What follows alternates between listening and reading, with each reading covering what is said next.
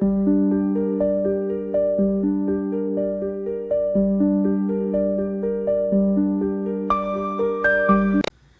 everybody, Kat here. Welcome to the channel. Hope you're having a great day.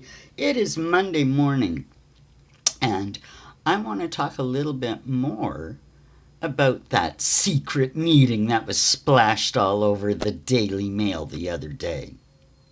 There was a glaring omission noticed in the secret talks that were leaked the other day. Where were Prince William's people? A future king? And no seat at the table? And we know how he feels about Harry and Meghan. Even more problems are arising over this meeting now, you know? Like, I would have thought that William would have insisted on being involved. You know, so I think we have to look at this kind of completely differently than we are. Like, what if Charles had this set up without including William or his people? He is king. He is allowed to do it, and we know he would want some kind of a resolution with Harry and Meghan. At least he has appeared to in the past. But I don't think there's anyone in the family. I don't think there's anybody in the family that wants them back in any capacity at all. The best Charles can hope for is a personal coming to terms with his son, you know?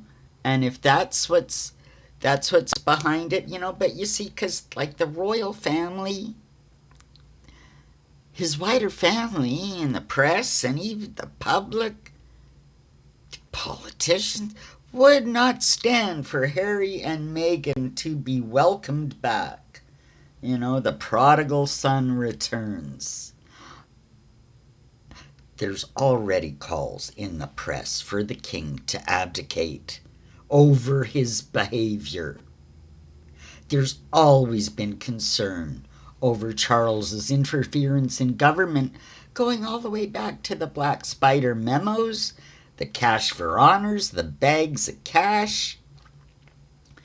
Just recently ignoring his Christians at Easter and promoting Islam.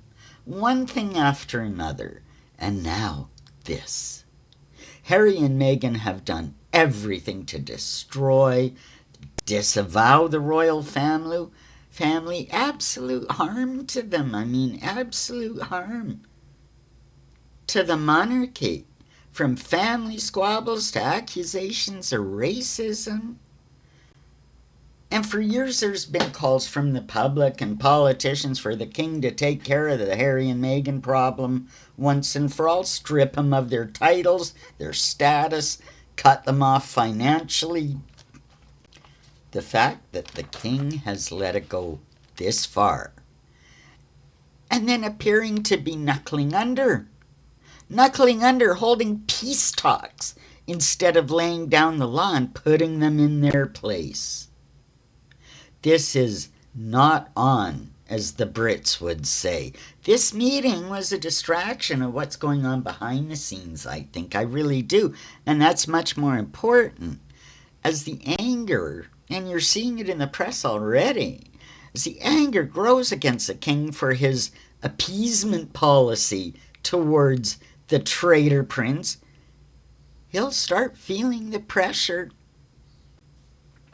Now, this is really interesting.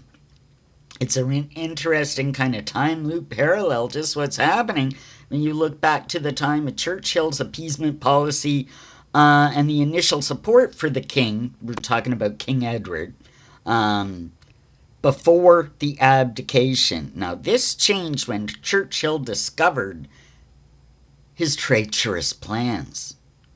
Then came the abdication and exile. These talks are a smokescreen for bigger things happening behind the scenes. And I think we'll get wind of them soon enough. Hope you enjoyed this video. Like, subscribe, leave me a comment. Your comments have been great lately.